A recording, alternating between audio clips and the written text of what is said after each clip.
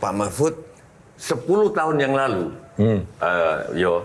aku sama Panji Pragiwaksono di Surabaya sama Pak Mahfud ini forum publik.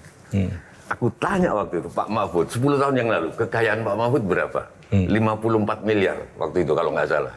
Itu 10 tahun yang lalu. Panji, tahu gitu kita nggak jadi seniman, jadi pejabat aja. Gitu.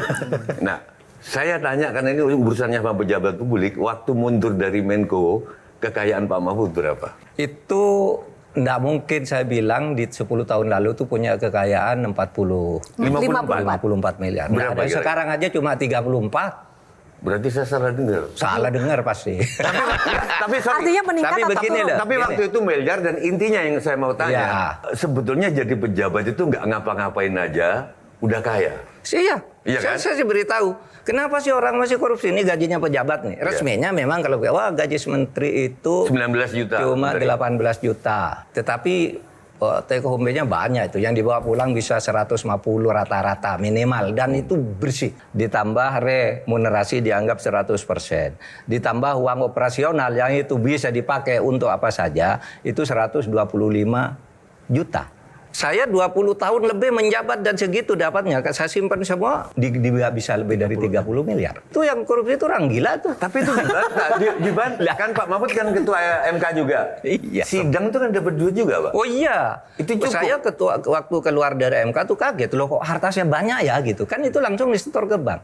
Karena gajinya besar, dapat uang operasional. Lalu setiap menangani satu kasus itu 5 juta bayar. Padahal dalam satu perkara tuh kasusnya bisa 5. Anda bayangkan, bisa kaya tuh. Artinya, bisa kalau satu periode itu, Ketua MK tuh bisa paling dalam 10 miliar tuh dapat. Jadi saya tidak kere-kere juga.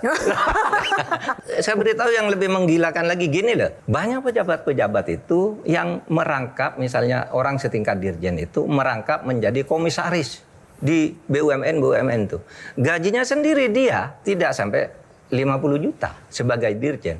Tapi uangnya sebagai komisaris, gajinya bisa sampai 1,9 M satu bulan. Tapi gini loh, ada anggapan-anggapan yang skeptis sama Pak Mahfud ini. Karena Pak Mahfud ini kan dari 2019 bahkan menterinya Pak Jokowi. Lalu setengah tahun terakhir mungkin bertobat ya. Jadi, dan ketika di luar Pak Mahfud ini sangat kritis gitu. Nah ini kan 4,5 tahun nih jadi menterinya Pak Jokowi. Itu sebenarnya apa yang terjadi sekarang kan pasti sering rapat lah dengan beliau. Apalagi waktu itu jabatannya sebagai Menko. Nah apa yang terjadi sekarang hari ini benar-benar rancangannya Pak Jokowi nggak sih? Contoh misalnya Danantara. Danantara ini nggak ada di janji politiknya Prabowo. Tiba-tiba barangnya muncul. Nah ini sebenarnya rencana siapa? Karena di janji politiknya Prabowo nggak ada. Apakah waktu Bapak ada di dalam, Bapak ada nggak rapat soal nanti begini? Ini kan Bapak 4,5 tahun lah. Di balik layarnya. Ingin tahu saya. Nggak ada sih rapat-rapat soal Danantara dan sebagainya. Dan saya kan bukan bidang ekonomi. Tapi kalau Anda katakan, Pak Mahfud tuh dulu waktu jadi menteri diam aja. Saya kira saya menteri paling kritis ya. Semua saya bongkar. Yang masuk ke saya. Tapi ingat, saya ini Menko, bukan menteri teknis. Misalnya ada kasus hukum yang tidak menjadi problem ke publik, saya nggak boleh turun dong.